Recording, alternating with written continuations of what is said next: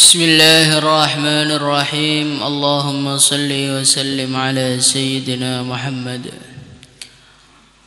wa ala ali Sayyidina Muhammad fi kulli lamhati wa nafasin bi'adadi kulli ma'lumin lak. Fakataba, maka menulis Asy-Syaikhu Syekh Al-Imam Al-Ghazali rahimahullahu ta'ala hadhihi risalata, risalah ini, fi jawabihi, di dalam menjawab permohonan muridnya.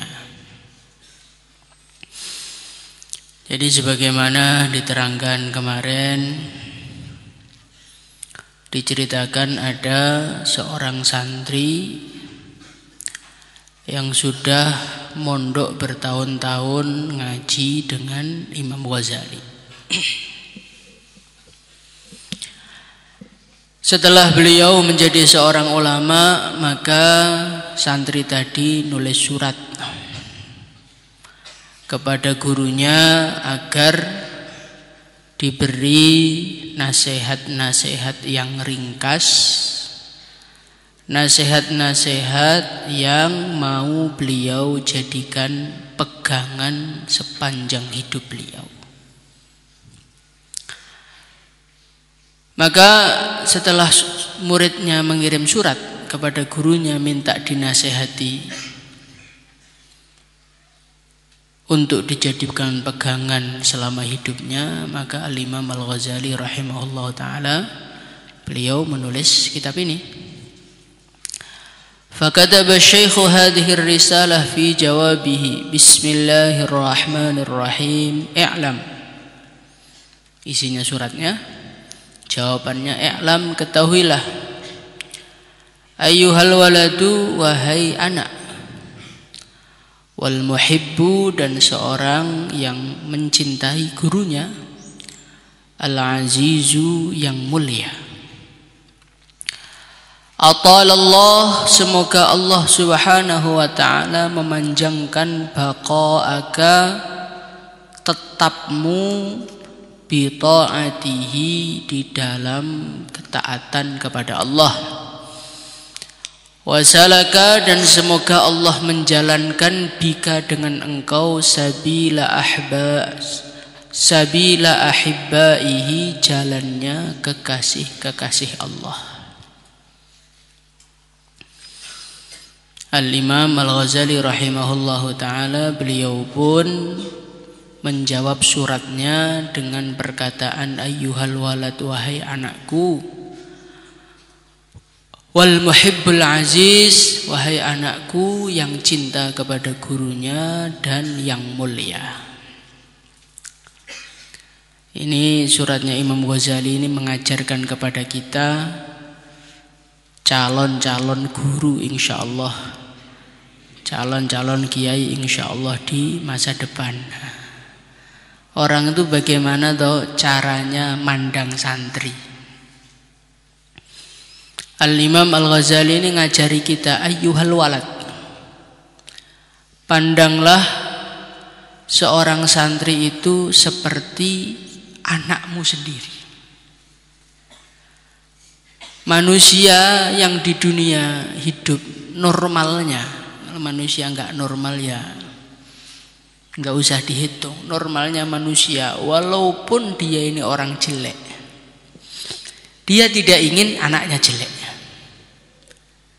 Kamu tanya bapak-bapak yang ngerokok itu, kita tanya, Pak, pengen punya anak yang ngerokok apa yang enggak ngerokok? Jawabannya apa? Anak yang enggak ngerokok.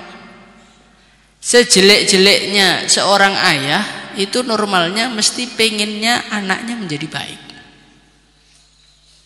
Begitulah kalau kita ini menjadi seorang guru, dititipi oleh Allah subhanahu wa ta'ala untuk merawat santri-santrinya Kanjeng Nabi Muhammad sallallahu alaihi wasallam. Jangan kita pandang mereka itu sebagai seorang yang membutuhkan kita. Jangan kita pandang mereka ini sebagai seorang yang mulia gara-gara kenal kita. Enggak. Tapi pandanglah mereka itu anak-anak kita. Mereka itu adalah orang-orang yang akan meneruskan sujud kita. Mereka ini adalah orang-orang yang akan meneruskan warisannya Nabi yang ada dalam diri kita, akan diteruskan oleh santri-santri kita. Nah, orang itu kalau mandang seperti itu, insya Allah akan sayang kepada santri. Tapi kalau orang itu mandang santri itu seperti orang yang perlu kepada kita, santri itu adalah orang yang bisa dimanfaatkan, santri itu adalah orang yang bisa disuruh-suruh, santri itu adalah orang yang bisa diapa-apain suka-suka kita. Ya, kita ini adalah seorang guru yang tidak amanah, seorang guru yang mandang salah kepada seorang santri.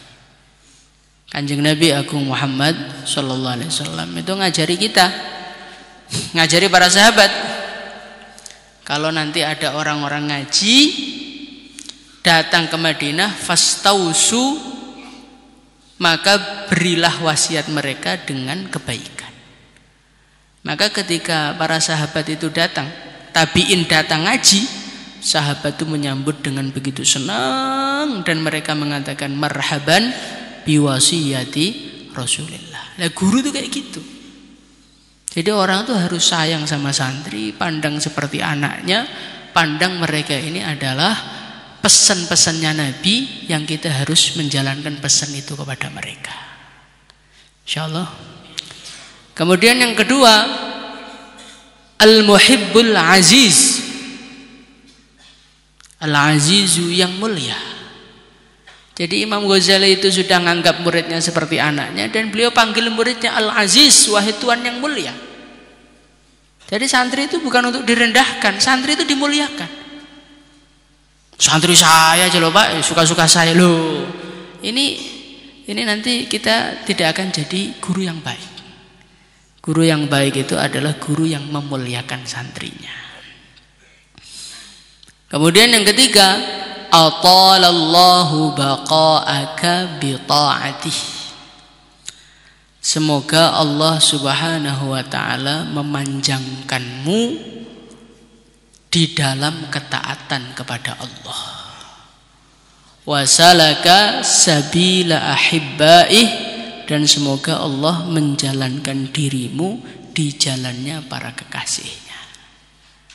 Jadi Imam Ghazali ini satu, menganggap santri seperti anaknya. Yang kedua, memuliakan santri. Kemudian yang ketiga, selalu mendoakan kebaikan kepada santrinya. Semoga Allah memanjangkan umurmu di dalam ketaatan kepada Allah. Semoga Allah membimbing dirimu untuk berjalan di jalannya kekasih-kekasih Allah. Maka kalau kalian mau jadi kiai, ini tiga perkara ini kalian pegang, insyaallah ya. Kalau diberi santri oleh Allah, anggap santri itu seperti anakmu sendiri. Yang kedua, muliakanlah santri itu. Yang ketiga, doakan yang baik-baik. Walaupun santri itu menjengkelkan. Namanya santri itu tidak semua pemahamannya seperti yang dipahami gurunya. Suruh sholat shaf awal, malah sholat shaf awalnya di kamar. Suruh bawa kitab, malah bawa buku terus gambar. Ya begitulah lika-liku ngerawat santri. Nah, terkadangan seorang guru ini ketika sudah capek ngerawat santri, dinasehati itu nggak bener-bener, emosi. Nah, ketika emosi terus keluar kata-kata jelek. Oh, kamu ini dinasehati guru nggak bisa. Di sini aja nggak bisa jadi orang baik, selama-lamanya nggak jadi orang baik. Nah, ini namanya mendoakan buruk pada santri.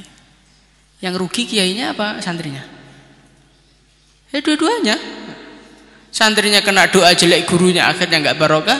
Gurunya juga gara-gara doa jelek akhirnya nggak dapat keuntungan barokah dari santrinya.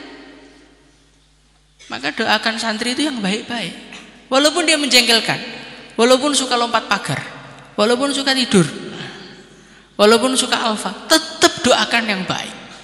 Karena santri itu anak. Kemuliaan anak itu adalah kemuliaan orang tua. Kejelekan anak, orang tuanya kena juga. Gara-gara kita jengkel, akhirnya kita doakan, oh kamu ini ngaji nggak bener, ngaji begini, jadi orang bodoh, nggak ada gunanya kamu di rumah. Akhirnya dia pulang, di rumah nggak ada gunanya. Akhirnya masyarakat mengatakan, itu manusia nggak ada gunanya itu mana sih? Oh dulu itu santri Temboro. Yang kena gurunya kena nggak? Kena. Gara-gara apa? Gara-gara gurunya tidak menjaga mulutnya. Maka seorang guru itu pokoknya doakan yang baik. Doakan yang baik. Jadi doakan santrinya jadi orang soleh, jadi orang manfaat, jadi orang barokah. Walaupun pada hari ini doa kita ini belum kelihatan hasilnya. Walaupun santrinya tambah didoakan tambah berani, tambah didoakan tambah nakal, enggak apa-apa. Doakan yang baik terus. Karena terkadangan sebuah doa itu tampak hasilnya setelah sekian tahun, sekian puluh tahun. Bahkan doa itu kadang-kadang tampaknya setelah ribuan tahun. Nabi Ibrahim alaihi salatu wassalam, beliau ini doa di dalam Al-Quran diceritakan, Rabbana wa ba'ath fihim rasulam minhum yatlu alaihim ayatik. Minta dikirim seorang nabi, seorang rasul di kota Mekah. Kapankah doa itu terkabulkan? Setelah lahirnya baginda Nabi Muhammad SAW. Kamu bayangkan Nabi Ibrahim ke Nabi Muhammad itu jaraknya berapa ratus tahun, berapa ribu tahun itu. Itu doa Nabi Ibrahim loh. Kita apa? Nabi? Bukan. Rasul? Bukan. Sahabat? Bukan. Tabiin? Bukan. Wali juga bukan. Maka kalau kita ini doa, jangan pernah putus harapan kepada Allah. Mungkin doa itu akan tampak di santri yang kita doain. Kalau gak di santrinya, mungkin nanti anaknya mondok lagi, anaknya jadi orang soleh. Kita gak tahu. Atau nanti cucunya mondok lagi di pesantren kita, akhirnya anaknya, cucunya jadi orang soleh, barokahnya doa kita yang 3 generasi yang lalu. Nah, makanya ini amalannya Imam Ghazali ini kita praktekkan ketika kita mau bangun pesantren. Insya Allah ya. Anggap santri seperti anak sendiri, muliakanlah santri, doakan yang baik-baik. Semoga kita bisa ikut Imam Ghazali. Al-Fatihah.